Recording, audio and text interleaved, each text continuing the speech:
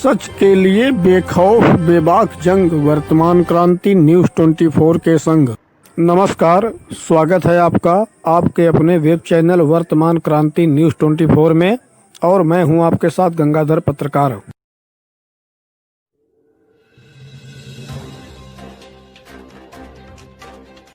Police अधीक्षक भदोही रामबदन सिंह द्वारा अपराधों की रोकथाम व अपराधियों की गिरफ्तारी के अनुपालन में शुक्रवार 18 दिसंबर को क्षेत्राधिकारी भदोही प्रियांक जैन के नेतृत्व में कोतवाली भदोही की पुलिस टीम ने 5 अंतर जनपदीय सातिर वाहन चोरों को गिरफ्तार करने में सफलता प्राप्त की है।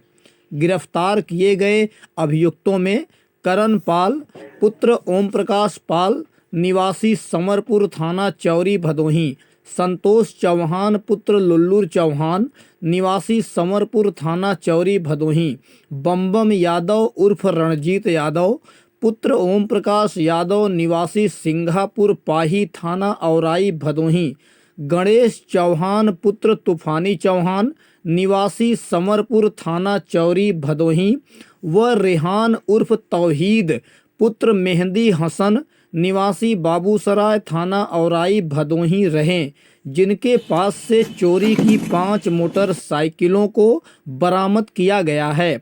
इस विषय में आज शनिवार 19 दिसंबर को भदोही कोतवाली में पत्रकारों से बातचीत करते हुए क्षेत्राधिकारी भदोही प्रियांक जैन ने बताया कि कल रात में हम लोग को सूचना मिली कि कुछ लोग जो वाहन चोर गिरोह के सदस्य हैं, कुछ चोरी की बाइकों के साथ उन बाइकों को बेचने के लिए जौनपुर की तरफ जा रहे हैं और ये चौरी की तरफ से आ रहे हैं। तो हमने हमारी जो टीम है, जिसमें इंस्पेक्टर हमारे भदोही सदानंद सिंह, इसके अलावा हमारे कस्बा चौकी इंचार्ज प्रवीण और नई बाज़ार चौकी इंचार्ज, तीनों लोगों ने मिलकर एक टीम के साथ वहाँ पर खड़े रहे और मुखबिर की सूचना के अनुसार 3 लोग जो कि 3 बाइकों पे आ रहे थे, 5 लोग थे, 3 बाइकें थी। तो जब उन्हें रोका, उनसे टोका, उनसे पूछताछ की तो निकल के आया कि उनके पास किसी भी प्रकार के कोई भी कागज़ गाड़ी के मौजूद नहीं थे। जब उनसे और सख्ती से पूछताछ की तो उन्होंने बताया कि ये सब गाड़ी चोरी की है और इनमें से ये 3 गाड़ियाँ हैं, जिसमें से 2 गाड़ी जो कि इनका मेन सरगना है करण पाल, उसने बताया कि 2 गाड़ियाँ मेरे घर, जो कि उसका घर चौरी में स्थित है, तो वहाँ पर 2 गाड़ियाँ और मौजूद हैं। इस प्रकार हमने कुल मिलाकर 5 चोरी के वाहनों का बरामदगी की है, जिसमें से एक हमारे भदोही क्षेत्र से ही चोरी हुई थी। इसके अलावा 2 कपसेटी से भी चोरी हुई थी, कछवा क्षेत्र की भी चोरी हुई थी। तो ये सारी चोरियां हम लोगों ने चोरी की वाहनों को बरामद किया है। भदोही टीम ने मिलकर इस कार्यक्रम का सफलता से अनावरण किया है और इसके साथ ही इसके द्वारा हमारे एसपी सर, हमारे पुलिस अधीक्षक भदोही सर ने भी इस टीम को पुरस्कृत करने की घोषणा की है। सर, इनके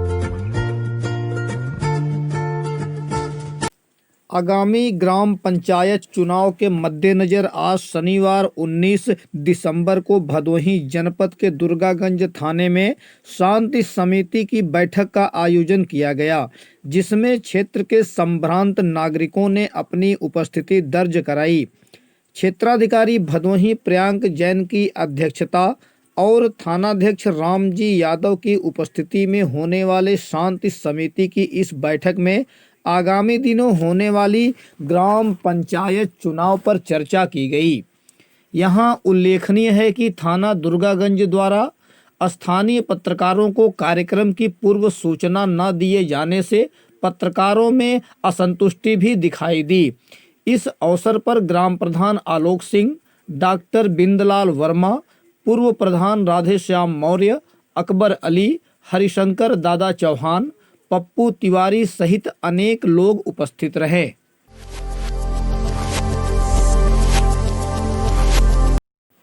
जनपद भदोही से इस समय की बड़ी खबर है, जहां प्रदूषण नियंत्रण बोर्ड द्वारा भदोही नगर में संचालित 8 डाइंग प्लांटों को बंद करा दिया गया है।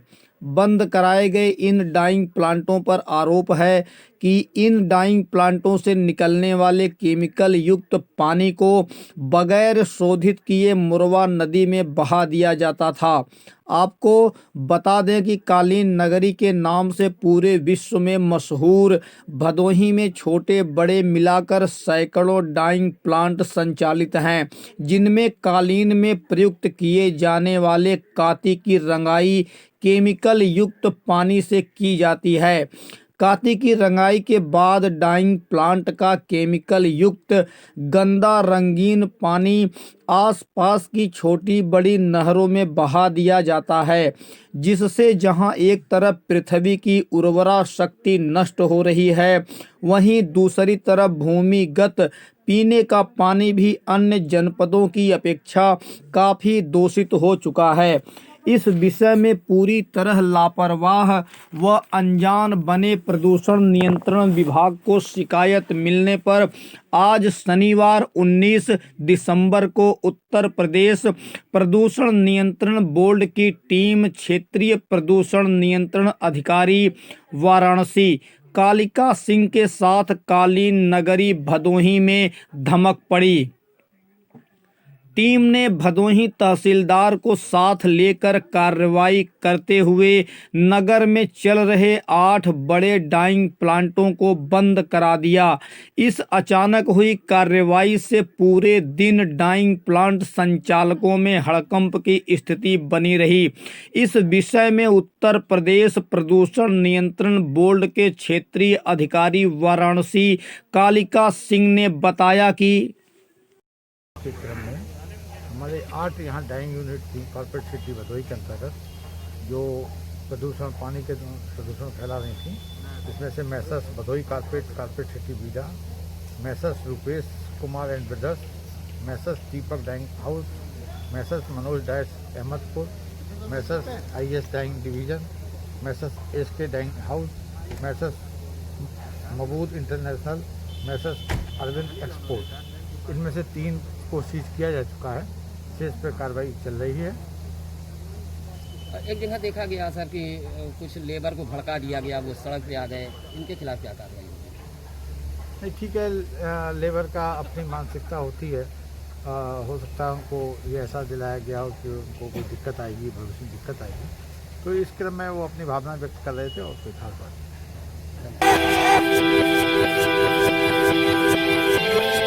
भदोही नगर के चौरी रोड स्थित कारपेट सिटी में चल रहे एक डाइंग प्लांट को बंद कराने पहुंचे उत्तर प्रदेश प्रदूषण नियंत्रण बोर्ड के अधिकारियों को मजदूरों के भारी विरोध का सामना करना पड़ा।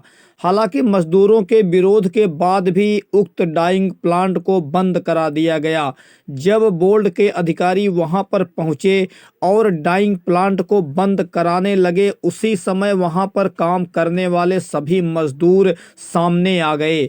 मजदूरों ने कहा कि लॉकडाउन में तो सभी वैसे ही घर बैठे थे, जिसके चलते सभी की आर्थिक स्थिति खराब हो गई है। जब कोरोना काल में छूट मिला तो डाइंग प्लांट चलने लगा और रोजी रोटी का जुगाड़ हो सका। मजदूरों ने कहा कि कोरोना काल के कारण वैसे भी काम का अभाव है, डाइंग प्लांट भी बहुत अच्छा काम नहीं दे रही है, लेकिन फिर भी मालिक सभी को रखकर हर महीने पैसे दे रहे हैं।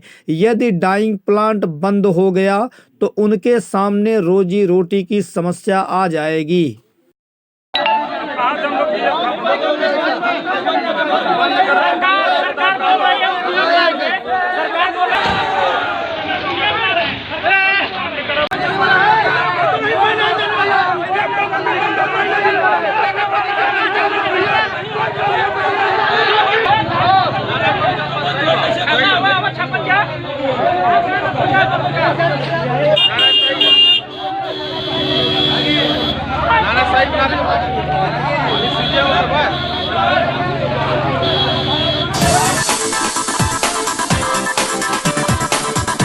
उत्तर प्रदेश प्रदूषण नियंत्रण बोर्ड वाराणसी द्वारा कारपेट सिटी में चल रहे 8 डाइंग प्लांटों को सीज किए जाने पर समाजवादी पार्टी के पूर्व जिलाध्यक्ष मोहम्मद आरिफ सिद्दीकी ने निंदा की है।